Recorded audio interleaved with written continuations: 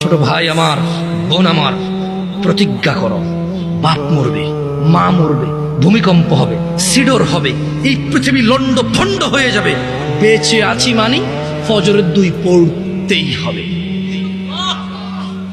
বেঁচে আছি মানে জোহর আসর মাগরিব ইশা পড়তেই হবে। একটু আগে সিগারেট খেয়েছি, একটু পরে আজান হয়েছে, নামাজ পড়তে হবে। একটু আগে পর্নোগ্রাফি উলঙ্গ সিনেমা দেখেছি, একটু পরে আজান হয়েছে, নামাজ পড়তেই হবে।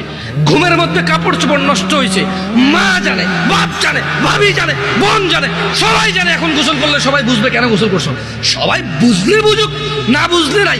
আরে বুঝলেই কি না বুঝলেই কি, আমার কাপড় নষ্ট হয়েছে, গোসল আমার ফরজ হয়েছে, আমি গোসল করবো, নামাজ পড়বো।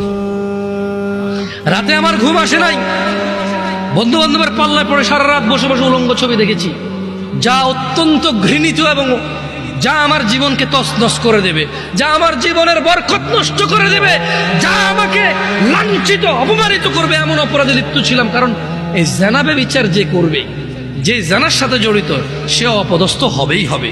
আপনি আখিরাতে তো তার আছেই। এই একটাই অপরাধ জানাবে বিচার, একটাই অপরাধ অশ্লীলতা, যেটা শাস্তি আল্লাহ দুনিয়াতে দিয়ে দেয়। কোথায় দেয়? আখিরাতে তো আছেই। সারা রাত উলঙ্গ ছবি দেখেছো, দেখে নিজের জামা কাপড় নষ্ট করেছো, অপবিত্র করেছো নিজেকে, অসুবিধা নাই। গুনাহ যা হওয়ার হয়ে গেছে, গুনাহ নিয়ে পড়ে থাকলে চলবে না। গুনাহ যা হওয়ার হয়ে গেছে, গুনাহ নিয়ে পড়ে থাকলে চলবে না। যাও গোসল করো, ফজরে আযান হয়েছে, সালাতে যাও, 2 রাকাত সুন্নত পড়ে আল্লাহর কাছে ক্ষমা চাও, 2 রাকাত ফরজ পড়ে আল্লাহর কাছে ক্ষমা চাও।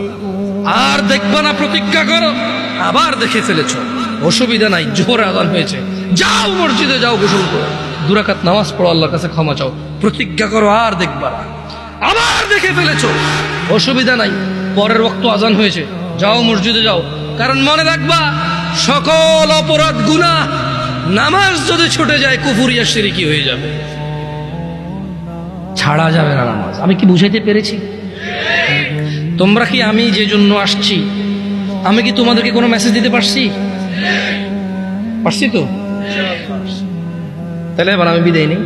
জাযাকুমুল্লাহ খায়র ওয়া আহসানাল জাযা। আসসালামু আলাইকুম ওয়া রাহমাতুল্লাহি ওয়া বারাকাতুহু।